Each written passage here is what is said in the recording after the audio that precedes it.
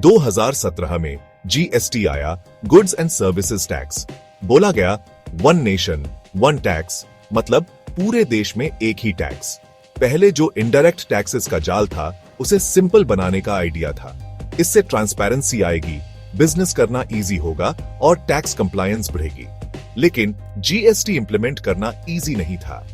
कई सारे tax slabs, complex filing process और टेक्नोलॉजी की ग्लिचेस ने कंफ्यूजन और फ्रस्ट्रेशन पैदा की, खासकर स्मॉल बिजनेसेस के लिए। सिंपल बनाने का आइडिया था, लेकिन स्टार्टिंग में बहुत प्रॉब्लम्स आई।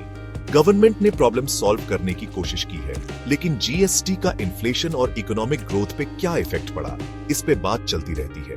जीएसटी सिस्टम कॉम्प्लेक्स है, अलग अलग चीजों पे अलग अलग टैक्स रेट्स हैं, इसलिए कुछ सेक्टर्स में प्राइसेस बढ़ गए। इससे इन्फ्लेशन की चिंता बढ़ी है, खासकर जरूरी चीजों के दाम बढ़ने से। गवर्नमेंट कहती है ये शॉर्ट टर्म प्रॉब्लम है, लॉन्ग टर्म में प्राइसेस कम हो जाएंगे। लेकिन आम आदमी के लिए जो महंगाई से जूझ रहा है, इमीडिएट इंपैक्ट तो दिख ही रहा है। जीएसटी पे डिबेट से पता चलता है कि इंडिया जैसे बड़े और डाइवर्स देश में टैक्स रिफॉर्म कितना कॉम्प्लेक्स है। सिंपल टैक्स सिस्टम का विजन अच्छा है, लेकिन ग्राउंड रियलिटी अलग है। ग्लोबलाइज्ड इकोनॉमी में रेवेन्यू जनरेट करना और इकोनॉमिक ग्रोथ दोनों को बैलेंस करना चैलेंज है। इंडिया ग्लोबलाइज्ड वर्ल्ड का हिस्सा है और इंटरनेशनल ट्रेड करता है। हम वो चीजें इंपोर्ट करते हैं जो यहां नहीं मिलती या बाहर से सस्ती मिलती हैं, और हम वो एक्सपोर्ट करते हैं जिसमें हम आगे हैं। इंपोर्ट ड्यूटी मतलब बाहर से आने वाली चीजों पे टैक्स, ये बैलेंस बनाने में इंपॉर्टेंट रोल प्ले करता है। गवर्नमेंट इंपोर्ट ड्यूटी यूज करती है इंडियन इंडस्ट्रीज को फॉरेन कंपटीशन से बचाने के लिए।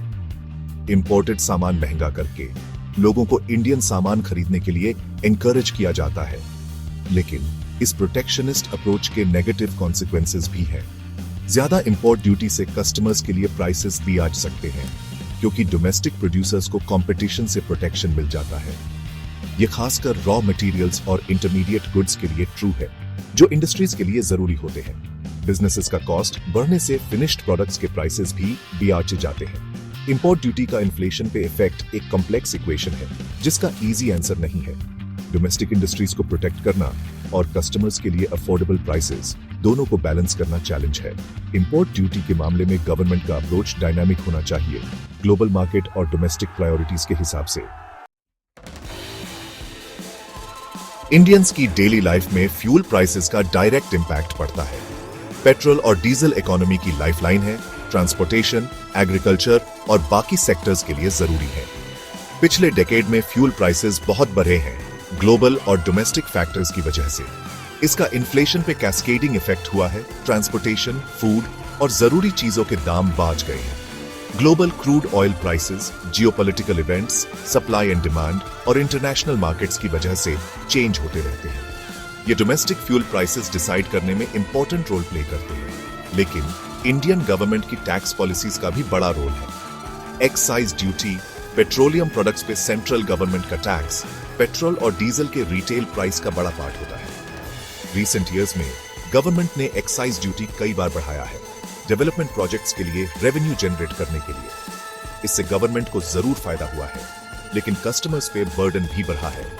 हाई फ्यूल प्राइसेस का इन्फ्लेशन पे इंपैक्ट क्लियर है। ट्रांसपोर्टेशन कॉस्ट बढ़ता है, जिससे गुड्स के प्राइसेस बढ़ते हैं। फार्मर्स का इनपुट कॉस्ट बढ़ता है, जिससे फूड प्राइसेस बढ़ते हैं। इसका रिपल इफेक्ट पूरी इकोनॉमी में होता है। पुअर और मिडिल क्लास पे ज्यादा इंपैक्ट पड़ता है, क्योंकि वो अपनी इनकम का ज्यादा पार्ट एसेंशियल चीजों पे स्पेंड करते हैं।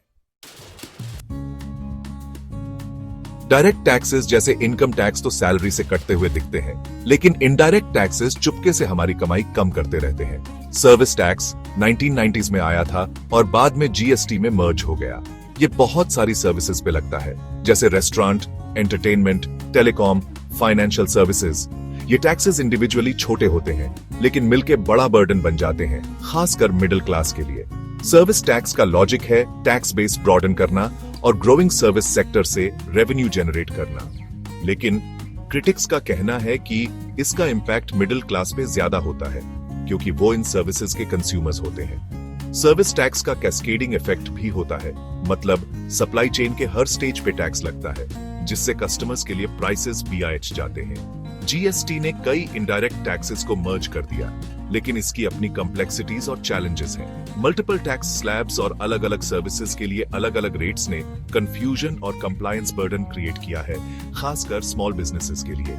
गवर्नमेंट जीएसटी स्ट्रक्चर को सिंपल बनाने और एसेंशियल सर्विसेज पे टैक्स बर्डन कम करने की कोशिश कर रही है। सर्विस टैक्स और इनडायरेक्ट टैक्सेशन पे डिबेट से पता चलता है कि टैक्स सिस्टम फेयर, ट्रांसपेरेंट और इक्विटेबल होना चाहिए।